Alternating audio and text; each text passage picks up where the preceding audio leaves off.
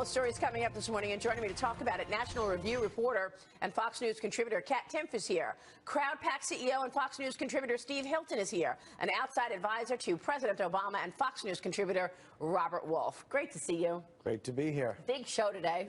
Good to be with you, Maria. I'm so excited we have Peter Navarro. Well, you know what? We have a lot. We've got Kellyanne Conway from the Trump administration. So we're going to talk with Kellyanne about all of these new picks. And once again, we see business people involved coming in onto key roles. You know, I was that three-time appointee for the president, like Icahn and Navarro, not inside but outside. And I think it's smart that he's bringing. I can't say I totally agree with Peter's view on, globalization and how hawkish he is on China, but I look forward to your one-on-one with him. He wrote a book on China and has had very vocal views for some time. So coming up this morning, former U.S. ambassador to the UN and Fox News contributor John Bolton is here. Fox News political analyst and co-host of Fox News Channel's The Five, Juan Williams, is here. And senior advisor to President-elect Donald Trump, Kellyanne Conway, joins us. Plus, former Trump campaign manager and Avenue Strategies partner Corey Lewandowski is with us. Big show ahead, so stay right there as we kick it off right now with President-elect Donald Trump administration picks this morning. Billionaire investor Carl Icahn has been named a special advisor to the president on regulatory reform. Business professor Peter Navarro tapped to lead the White House National Trade Council. These announcements came after reports that Trump's team is considering executive action for new tariffs on foreign imports. Curbing free trade agreements were a cornerstone of the Trump campaign message, certainly. Here's what he said during the first presidential debate back in September. Watch. You go to New England, you go to Ohio, Pennsylvania, you go anywhere you want, Secretary Clinton, and you will see devastation where manufacturing is down 30, 40, sometimes 50%. NAFTA is the worst trade deal maybe ever signed anywhere, but certainly ever signed in this country. Yeah, he was pretty aggressive about that. Brad Blakeman is with us right now, former deputy assistant to President George W. Bush. Brad, good to see you. Good morning to you. Good morning. What do you think about these appointments? First off, what does it mean for trade and regulation, knowing what we know Donald Trump has said about NAFTA and other trade deals? I think this is great. Not only is he getting the best and brightest to serve in government, but he also has advisory councils to bring the best and brightest from outside government. That's exactly what you need in order to form policy that can be implemented. And also, I think this sends a chill throughout the world that Donald Trump is serious. We're going to lead with carrots and sticks.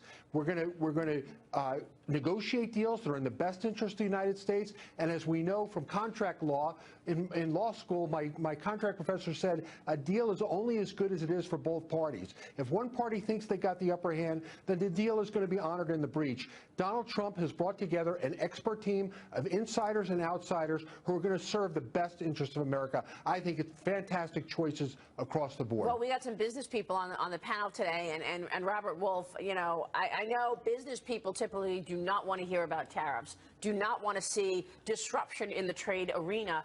But do you think just the threat of a potential tariff will sort of get the other players in line? Listen, it's interesting that that your prior guest, was talking about, being actually to the left of me. I mean, I'm a little more of a free trader. I was on the President's Export Council. I supported TPP.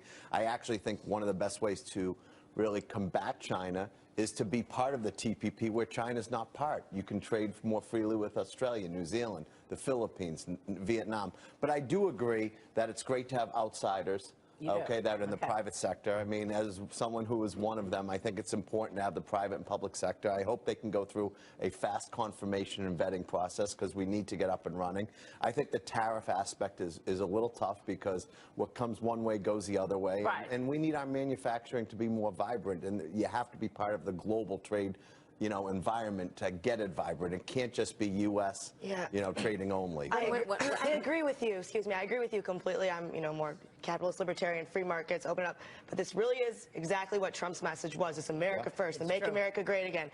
The people who voted for him in, those flyover states, they're seeing their jobs leave their areas. So they're probably not as concerned about ideological purity in terms of, conservatism or free markets as they are keeping their jobs. Yeah. And it's about time, you know, that we actually stood up to China and stopped just sucking up to them and thinking that we have to give them everything they want. We've got a lot of negotiating leverage, and I think that you're going to see that deployed. And the other thing is interesting on regulatory reform with ICANN. I tried to do that job in the UK government. I was the person leading our efforts to try and with David Cameron. With David Cameron many years ago. And the thing is, the inertia, the bureaucratic inertia is so great to do anything on regulation. Every government comes in saying, we're going to cut back regulations, we're going to get the economy going. It never happens. Okay. And the reason is that the bureaucracy just defeats you. And you've got to have someone really, really aggressive in there who's not captured by the bureaucracy to really make a difference. That's a really good point. You probably saw that as well. Listen, I saw that, Brad. and I know Carl, and Carl's a doer. Carl so if you're going to pick someone, he's a doer. I would just say for Carl, who's, you know, not going to be inside, he's going to be, you know, make sure he doesn't have any inherent conflicts and things like that. Listen, he's one of the smartest guys there are, so, you know, he'll be able to definitely push things. Brad, you're hearing all this. Weigh in. I think it's absolutely the right message to send. Somebody like Carl Icahn is a bottom line guy. He's results oriented, and has been pointed out. Look, we've talked a lot about reforming government, waste, fraud, and abuse. And now you're assembling people who are actually going to do something. Why? Is because when they're given a mission, they're results-oriented, they're going to get the job done. Look what Donald Trump has even done with Boeing and Lockheed. And he's not even president yet. He's sounding the alarm. And that goes beyond the companies he's talking to. This is a message to every contractor who deals with the United States. We're going to get the best bargain for America. Yeah. Brett, but away from the messaging, do you actually want him, you know, come in and start negotiating with each company on a bilateral basis? I mean, come on, he's the president of the United States. No, but he doesn't have to.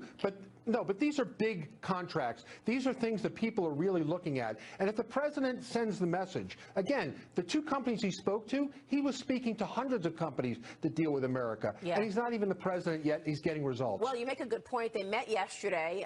The CEOs of Lockheed Martin and Boeing went to Mar-a-Lago to talk with the president-elect. He previously expressed concerns over the high cost of those government contracts, especially the Air Force One and the F-35. Listen. Trying to get costs down, primarily the F-35. We're trying to get the costs down because it's a program that is very, very expensive.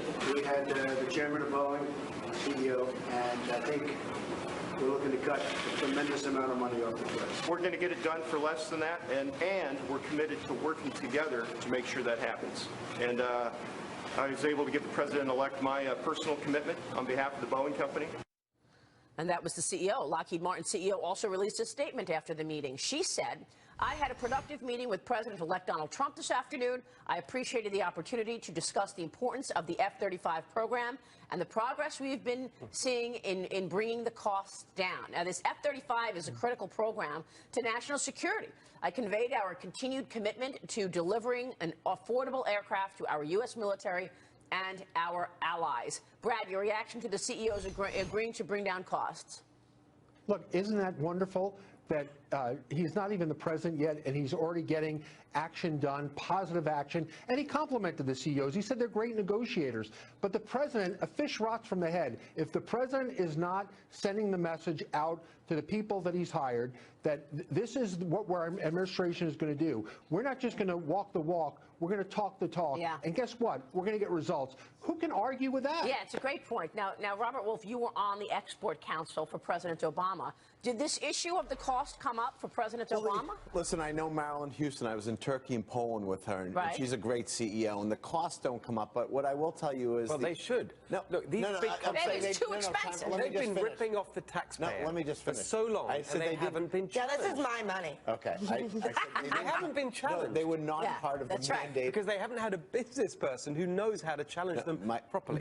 It wasn't part of the mandate of the Export Council to negotiate with companies. But what I would say to you is the F-35 has reduced its cost dramatically over the last 6 years. Over 60% over the last 6 years. That doesn't mean they can't do more. That means as they iterate the process. But to be clear, with the continuing resolution, it is hard to have those bilateral contracts with the military because they've already cut defense spending. The military guys will say that, you know, one after another. And so, you know, my only point is we absolutely have to make sure the pricing is right, and we have to have the process. But more importantly, we got to make sure we get the fighter jets. Yeah. All right.